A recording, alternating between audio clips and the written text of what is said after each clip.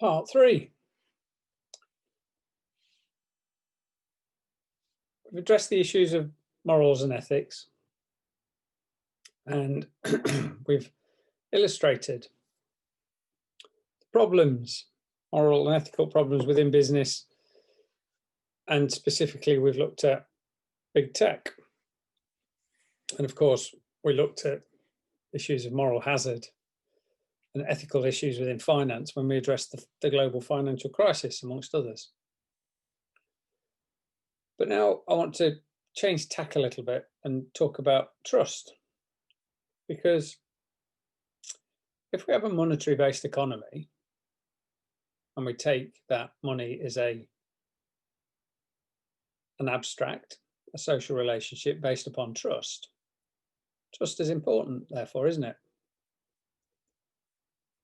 So let's consider trust in our wider economies. Now, this firm, Edelman, measure trust in different economies throughout the globe. Now, yes, you can argue about their methodology and whether or not it's statistically significant and so on and so forth, but it's not, what they're presenting is based upon the data that they collect and is robust enough to be able to accept it, or at least to allow it to raise some questions. You might not accept it as being definitively true, and that would be okay, but I don't think you can discount it because of the fact that you don't think it's significant. Because the data that they collect, the amount of data that they collect, would make it significant at the lowest level of significance. And they collect data from what they call different publics: the general online population, the informed public, and the mass population. And the informed public, as it says on the graphic in front of you, are must meet 4 criteria: age 25 to 64, college educated, top 25% of household income per age group in each market, and report significant media consumption and engagement in public policy and business news. So that's 16% of the total global population. The mass population, therefore, has everybody outside of that 16%. So it's the other 84% of the global population. And then the general population is everybody. Okay. So what are their findings? So in 2018, which is the last time I looked at these statistics, and I will be looking at the 2019s shortly, actually. Usually they come out just around about now for the year previously. I'll look at those soon. And what they're indicating is that general populations have got trust in business,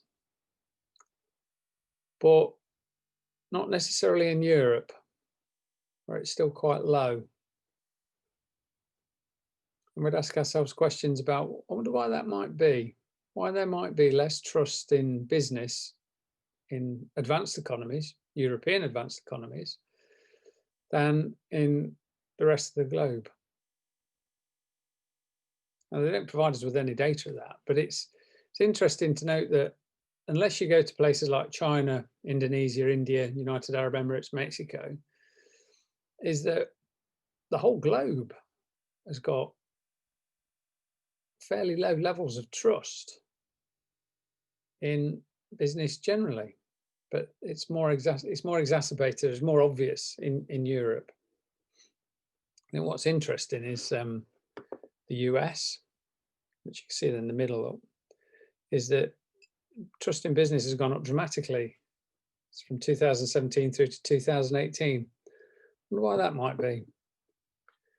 Could it have something to do with the Trump effect? I wonder whether it did. But anyway, trust in business in advanced economies has improved, but it's still low in Europe. Now, we've discussed inequality. Here's another inequality measure, inequality in trust. And what's interesting is the trust between the informed publics, the top 16% of our economies, and the rest, the lowest 84%. And then there is a 16-point gap between the informed publics and the mass population. And I think that's really quite telling, because who are the informed publics?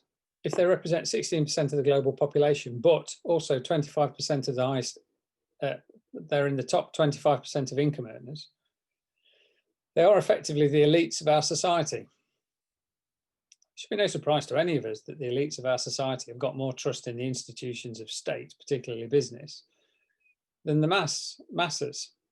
Because is it fair to suggest that the top 25% are owning the businesses or have got stakes in those businesses? They tend to be where the owners of capital reside, whereas in the lowest 84% it tends to be the workforce.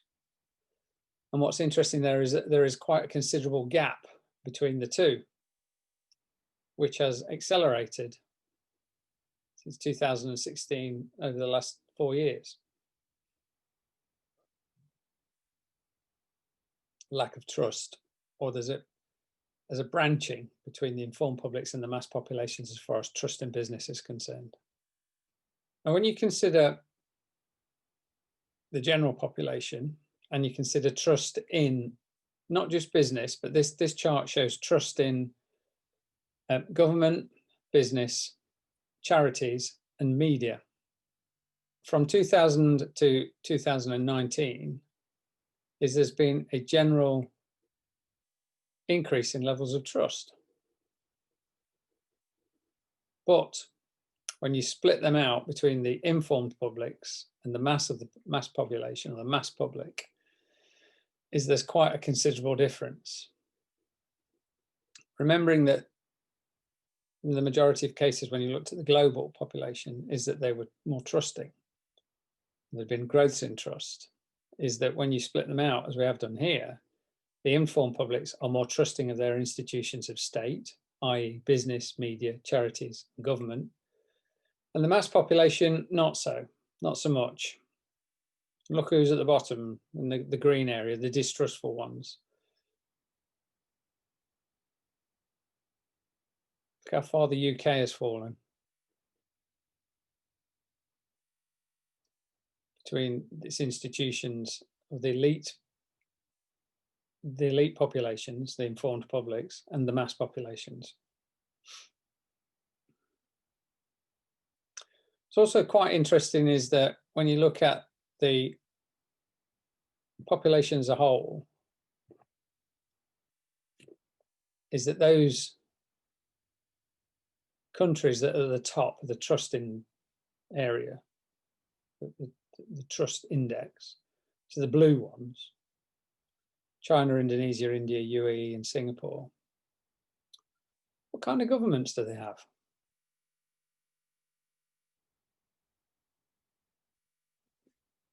They're all rather autocratic, I would argue. Very much centralized around a strong, a perceived strong individual.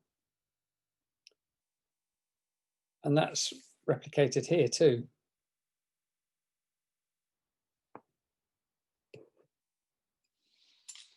I wonder if there might be a correlation, but we wouldn't know whether or not it was causal unless we did some work into it. But is there some work here that needs to be done in terms of understanding people's trust in their institutions of state and the messaging of state as a consequence of big tech media conglomerations?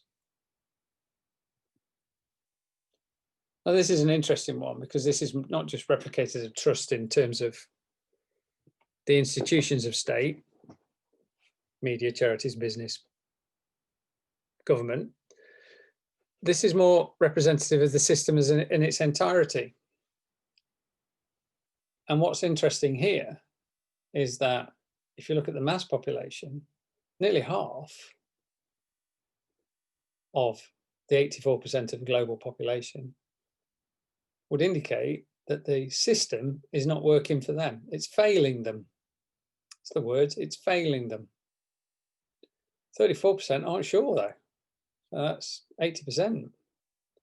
Only 20% of the working population, mass population, would suggest that the current system is working for them.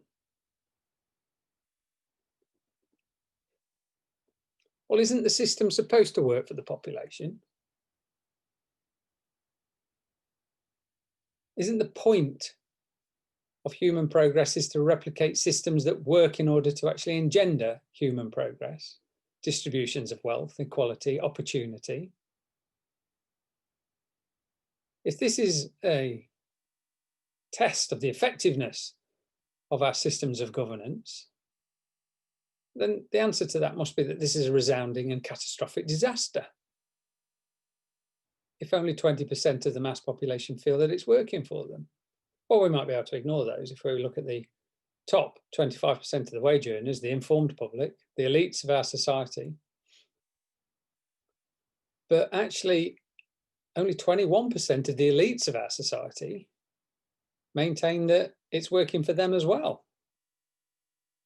So by and large, the general population of the globe, or at least of those people that were surveyed in those countries that were surveyed, are indicating that they are incredibly dissatisfied with the system that's around them and the position that they found themselves in the position that they find themselves in within that system. And if you look over to the right-hand side of this graphic, is what is it that contributes to this general feeling? Is that it's a sense of injustice, a lack of fairness in opportunity, and a desire for change. The world is not meant to be this way, they are indicating. Is there a better way in which we can live? And of course, we went all the way back and looked at different ways of thinking about business and about systems of business and ideologies, as to say that none of these are determined. These are cultural and social archetypes. The dominant framing of economics suggests that markets should be run, or that we should be market fundamentalists, that we should deregulate, we should liberalize, and we should allow the market to self-correct and arrive at equilibrium. Well, the majority of the people, so that's not working for them. And we've become trapped in our own, or we've become trapped in the narratives of others. But there's no law, natural law of economics that suggests that this is the way that it needs to be. It's culturally determined. In other words, we can choose to live in lots of other different ways. If you remember, we talked about the classical economists would have talked about political economy, because the two are intertwined. Economics, business, and politics are intertwined. The point being that business, economics, politics can be organized in such a way to deliver specific outcomes, objectives. Our experiment in market-based economies, the financialized and digitized world that we talk about, which is supposed to be the epitome of human civilization, according to the majority of the people on this planet surveyed in this survey, not working.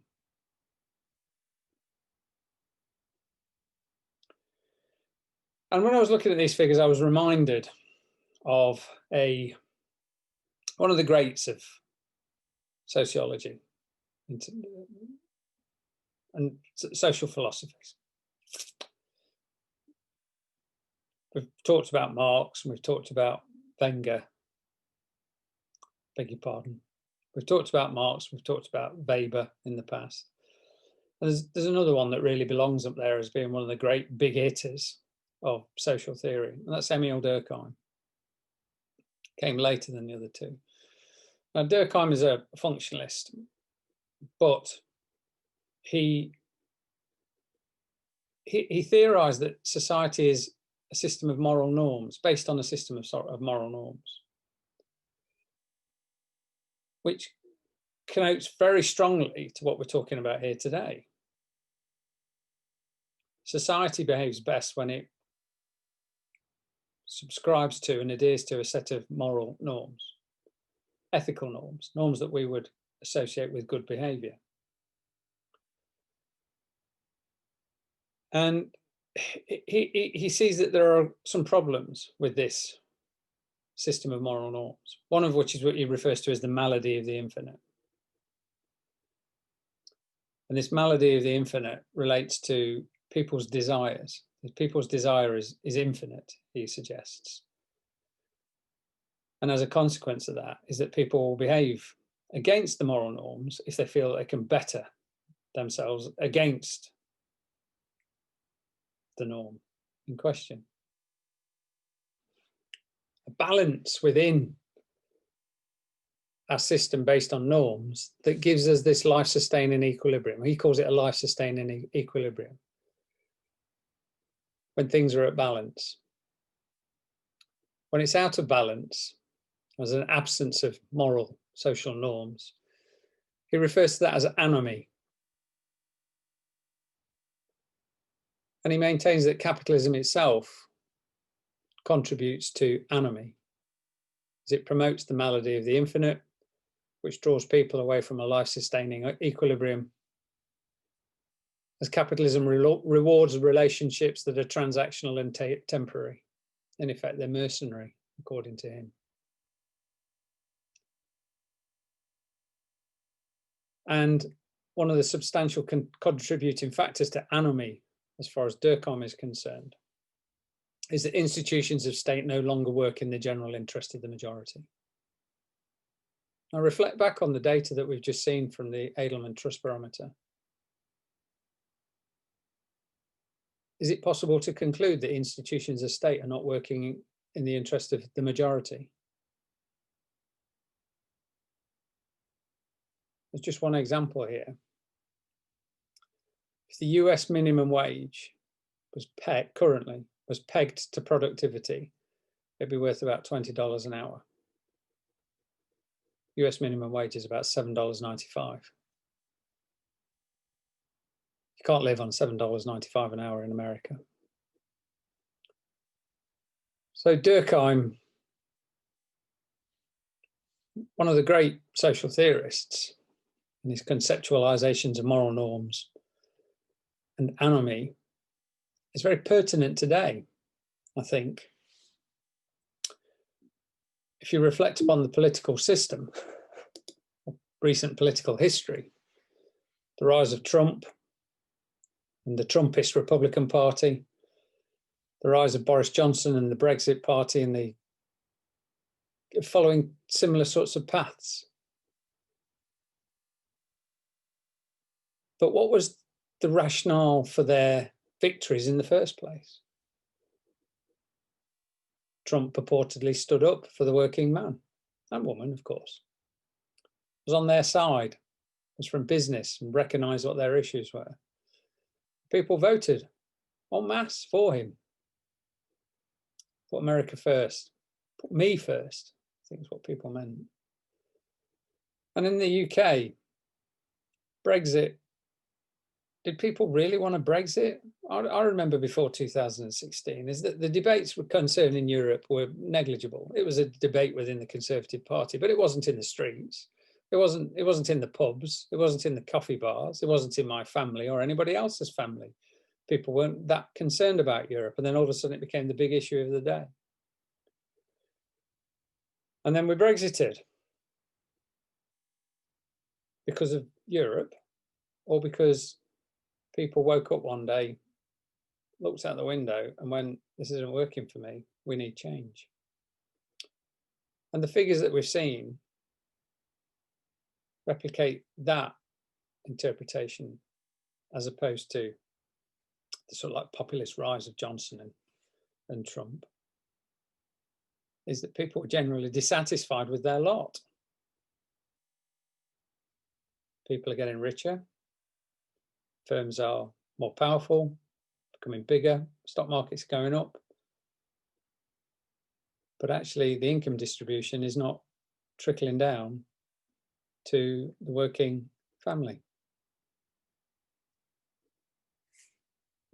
And I just want to leave you with this as we conclude these learning materials. How do we go about measuring economic progress? Well, by and large, we measure them through economic measures. They're financial measures, aren't they? GDP growth in terms of the value of goods and services, the amount of debts, ratios, percentages of between two different variables, which are monetary variables, returns on our investment, yields on investments, on financial assets, and so on and so forth, is that we're dominated by measures which are almost exclusively financial. The firms with the biggest turnover are deemed to be the biggest successes. The ones with the highest profits are the firms to emulate. The ones with the highest stock markets are indicating to all of the highest share price are indicating to us how well perceived they are in the market. And our framing is all financial. And it's underpinned by this notion of economy, that in order for us to make sure everybody benefits, we just need to make the cake a bit bigger. That's not likely to happen ad infinitum, is it? An economy cannot continue to grow forever. In certain areas, however, perhaps it can. Consider finance, money, where it comes from, its social construction, and then think about data and how it's originated, where it comes from and how it's used. There's hardly any variable cost in production. So the issues of scarcity and the allocation of efficient resources of those two things, finance, tech, data, renders economics as a study of allocation of efficient, renders economics as the efficient allocation of scarce resources utterly redundant. But finance maintains its position. So my question to you, therefore, is finance the servant or is it the master? Does finance serve us, the wider population, the productive economy, the economy of goods and services where people earn incomes? Or is it the master of those things? And that finance becomes self-serving and benefits the minority and not the majority?